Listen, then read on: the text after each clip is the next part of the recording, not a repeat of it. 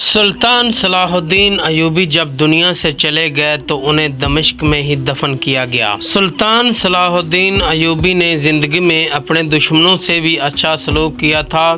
انتہائی مجبوری کے علاوہ کبھی زندگی میں تلوار نہیں اٹھائی اور فتنہ فساد نہیں بنے، مگر مغرب کے کچھ لوگوں نے فلسطین پر مسلمانوں کے کنٹرول کو تسلیم نہیں کیا تھا اور اسے انا کا مسئلہ بناتے رہے۔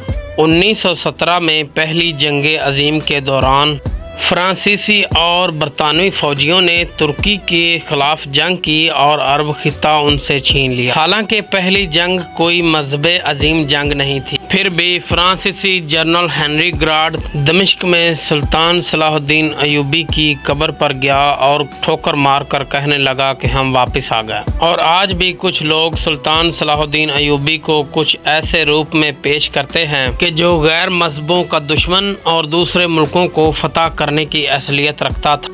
حالانکہ سلطان صلاح الدین ایوبی ایسے شخص ہی نہیں تھے، وہ نہ ہی کسی کے دشمن تھے اور نہ ہی دنیا کے کسی مال اور فتوحات کا انہیں شوق تھا۔